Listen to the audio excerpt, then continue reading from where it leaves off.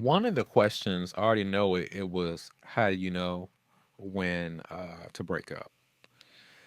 Um, and everybody's situation is different. Um, everybody's situation is different, but I do think that there are certain telltale signs that a relationship has gotten to a point of unhealth where someone may need to step away for a period of time. Sometimes it's not that the people can't be together, but it's that they're not the best versions of themselves to serve each other well in that season. But if they both grew, it could work out at a different time. So telling somebody to break up isn't necessarily saying you guys can never be together. Uh, but sometimes it is just alluding to this dynamic is extremely unhealthy right now. So I'll just address dynamics or signs that it has gotten to a point of extreme unhealth. Um, One of them is walking on eggshells, not being able to speak around your partner or fear of reaction. If you've gotten to a point where you physically feel in your body that, here we go. If going home, there's fear around that. And obviously, examples of if someone has been verbally or physically abusive to you in response to what you've had to say. Those are some examples of where it's kind of trailed into some bad territory. Um, I would also say, though, there are less obvious examples, specifically that I've noticed that women go through. So I can applaud our Black women for being very patient with us as Black men. There are so many examples of women that stick through all kinds of stuff. He beat me up. He cheated. He had a baby outside of our relationship. He was addicted to this drug. He didn't come home for weeks. He had a secret family.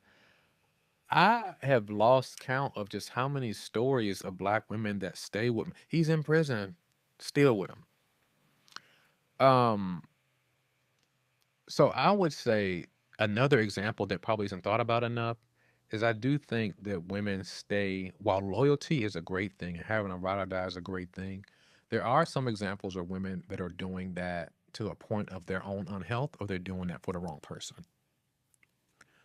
Um,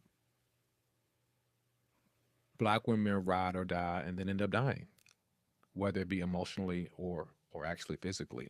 So I do think there are some examples where um, women having this romanticized view of relationships that I love him so much that I'll stick with him through whatever. I can work through whatever. I can do whatever he needs me to do. Um, yeah, that sounds nice. But if you're losing weight, lost your appetite, cutting off other people, can't perform at work, losing yourself trying to grow someone up. And this can go vice versa too. Sometimes men do it. The version of this for men is the sex is good, so I'm sticking around with this dysfunctional and unhealthy person. But it goes both ways, where we are sticking with people that are tearing us down, and our attempts to try to heal or grow them up are futile. Someone that is not invested in them romantically, someone that's not sleeping with them, needs to help them with that work. Mother, father, sister, brother, therapist. But we don't understand a lot of times the risk associated with trying to date and heal someone at the same time. Does this mean that healing cannot come in the context of relationships? No. I'm talking about the examples where someone is in over their head.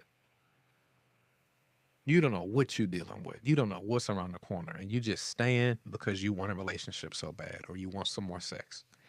So that I think needs to be highlighted as well. It's not just examples of if he hits, if she hits, you need to leave, but also are you long suffering in a situation that you shouldn't even have been in this long? I'll never forget the quote, uh, don't continue making a mistake just because you spent a lot of time making it. We ain't going out like that. We ain't going out like that. Watch me going